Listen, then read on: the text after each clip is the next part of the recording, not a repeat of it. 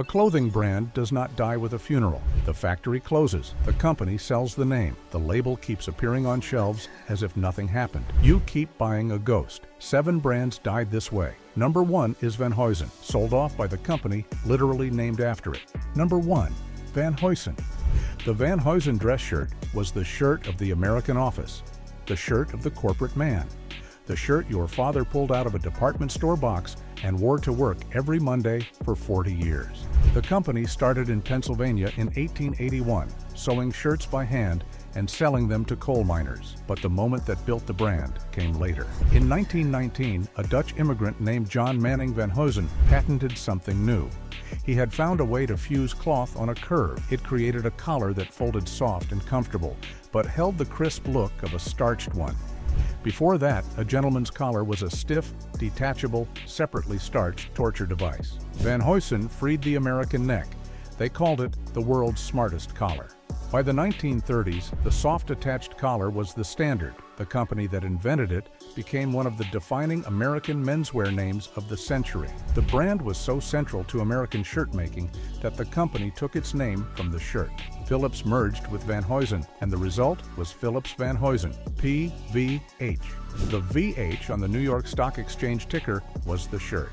Then came the quiet part. In July 2021, PVH sold its entire Heritage Brands business, Van Heusen, Arrow, Izod, and Jeffrey Bean, to Authentic Brands Group. The price was around $220 million. PVH walked away from its own namesake. Here is the strange part. PVH still trades on the stock exchange. The VH still sits in the ticker. But the shirt that gave the company its name no longer belongs to it. Van Heusen is now a trademark inside the Authentic Brands portfolio. United Legwear and Apparel Company holds the license to make the sportswear. PVH itself now makes the dress shirts under license, paying a licensing house to use a name it used to own outright. Think about that. The largest shirt company in the world rents the brand that gave it its initials. The shirt your father wore to the office is a dead name printed on someone else's cloth. The next brand is the coat he wore over it. Number 2. London Fog. What is left of the American raincoat? The story starts in Baltimore. A clothing company called London Town opened there around 1922. A 16-year-old named Israel Myers went to work there in 1923. When the company failed in the Great Depression, Myers bought it. He kept it alive through the 1930s, making men's clothing. Then the war changed everything.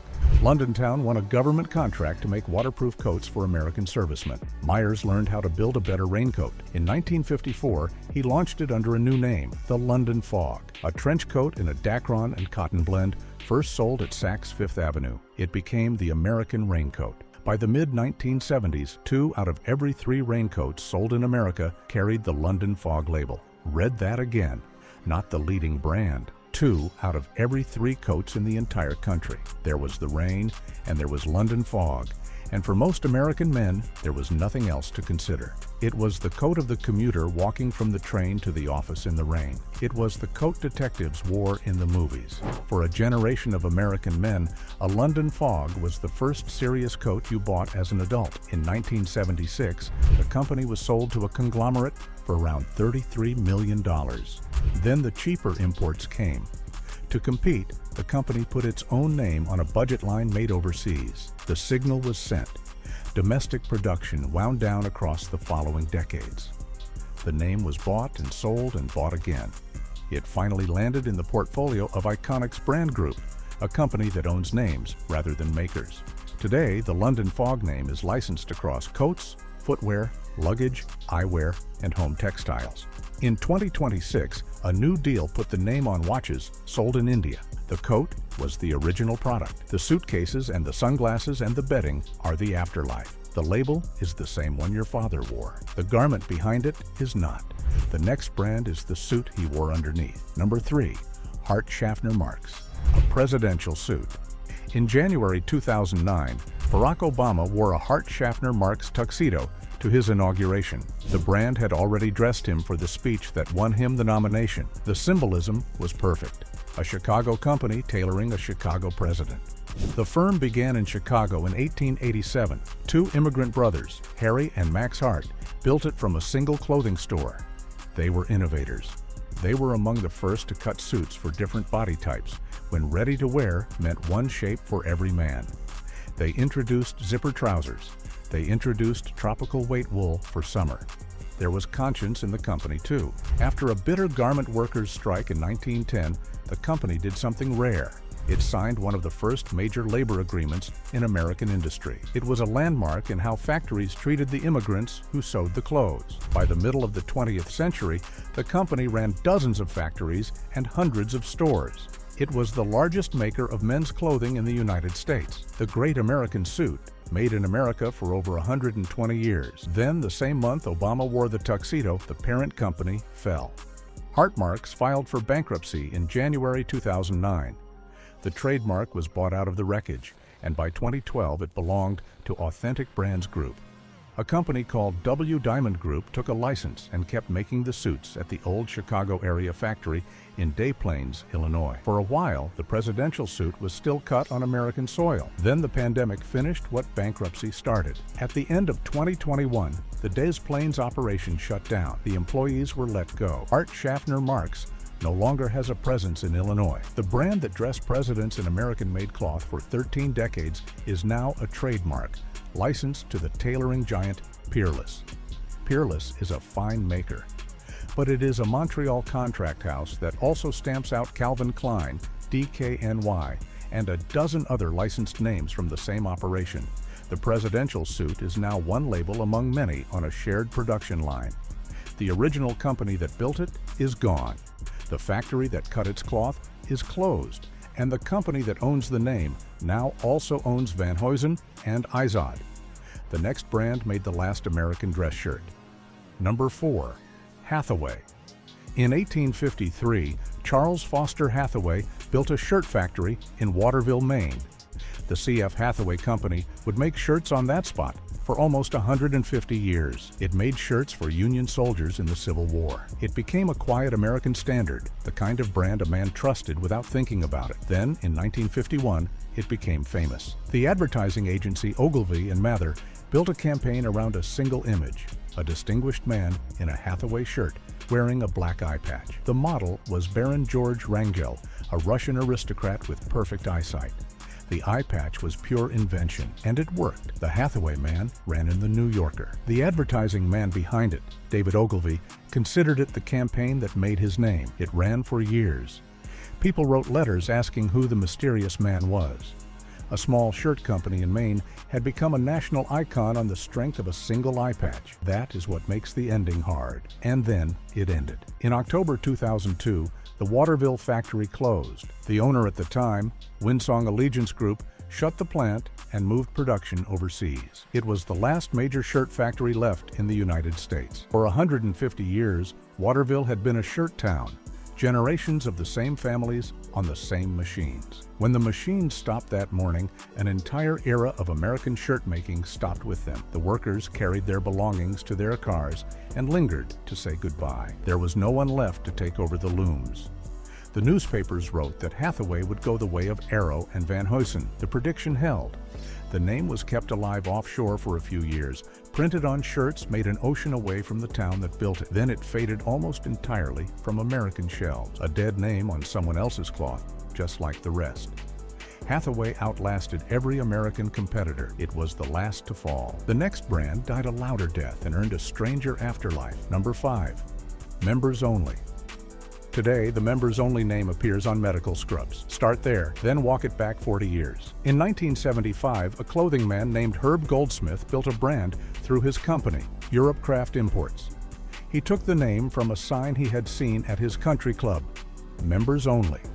It carried exactly the air of exclusivity he wanted. By 1980, the jacket hit the American market and the country lost its mind. The racer collar, the narrow shoulder epaulettes, the knitted trim, and the little brand patch on the chest. When you put it on, something happens. The advertising line became the line of a decade. Presidents wore it. Jimmy Carter wore one. So did Frank Sinatra and Johnny Carson. The jacket sat in millions of American closets. It came in every color a teenager could want. It appeared on television, on album covers, on the backs of the cool kids in every high school parking lot in America. For one decade, it was not a jacket. It was a membership. Goldsmith built a $100 million empire on a single silhouette. He grew so confident, he stopped paying for celebrity ads. He spent the money on public service campaigns instead. Anti-drug spots, get out the vote messages. Some were so provocative that stations refused to air them. Then the decade ended, and the jacket ended with it. It became a punchline, shorthand for everything dated about the 1980s. A brief revival came in the 2000s, helped along by a Sopranos cameo and a wave of hipster nostalgia. But the original company was already gone. The name was held and licensed and passed along, eventually into the hands of Ron Malhotra through JR Apparel World. In 2016, the brand was licensed to Eye Apparel Brands in New York. The name was stretched across new categories: a women's line, footwear, hosiery, and a line of medical scrubs, carrying the members-only name onto hospital uniforms. The coolest jacket in America now also dresses the night shift at the hospital. That is the indignity of the afterlife. The next brand was the closest thing America ever had to Lacoste, and it lost the alligator. Number 6. Izod. In 1977, the Washington Post called it the longest-running status clothing item for men in America. The shirt that conquered the country had humble roots. Jack Izod, a London shirtmaker whose name reached the United States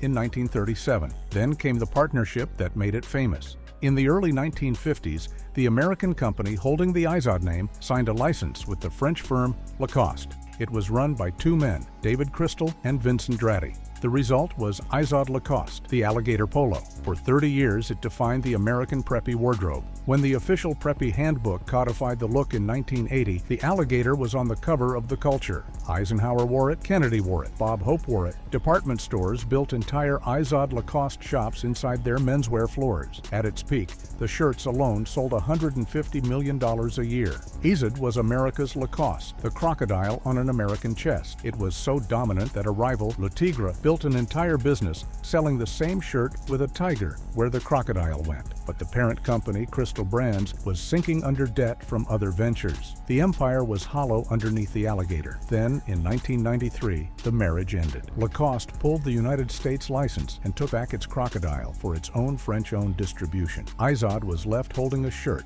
without its logo. PVH bought the brand in 1995 and turned it into mid-range department store sportswear. In the great 2021 sale, Authentic Brands bought it alongside Van Heusen. Today, the Izod sportswear license belongs to Centric Brands. Here is the lesson in the comparison. Lacoste lived. It moved upmarket, kept the crocodile, and remains French-owned to this day. Izod died. It lost the logo, became a license, and now wears its own small crest on a contract-made polo. The same shirt. Two fates. The final brand on the list is the one your British cousin owned. Number 7. Ben Sherman. In 1963, a man named Arthur Benjamin Sugarman opened a shirt shop in Brighton, England. He called it Ben Sherman. The shirt he sold was a button-down Oxford in colors no British shirt maker had dared before: yellow, pink, candy stripe. It was built for the mods, the young men remaking British youth culture across the 60s. Ben Sherman became their shirt. Then it became the shirt of the skinheads who grew out of them. Not what that word later came to mean. Back then, it meant working-class kids who loved Jamaican ska and sharp clothes. Then the two-tone bands. Then the mod revival. Then Britpop, Oasis, Blur, the whole 90s. Then the football terraces. For 4 straight decades, whenever British youth wanted to look sharp and belong to something, they reached for a Ben Sherman. It was as British as a brand could be, the uniform of the island's young.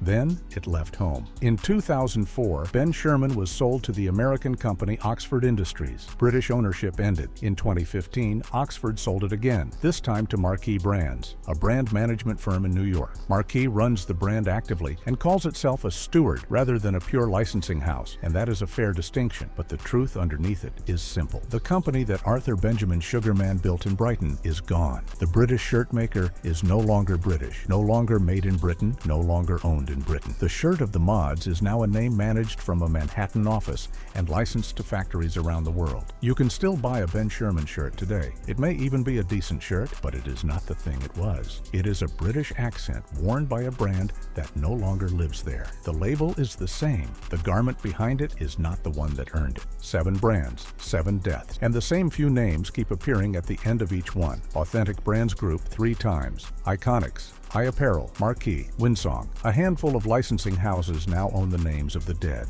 The label on the tag tells you nothing anymore. Not who made the garment, not where, not whether anyone who built the brand is still involved. The name is not the company. Read the maker, not the name. You are the man who knows the difference. If you missed our breakdown on the brands robbing buyers blind, it is linked below at 370,000 views, and our list of the only clothing brands you can still trust sits at 199,000. Subscribe. This channel remembers what the labels forgot.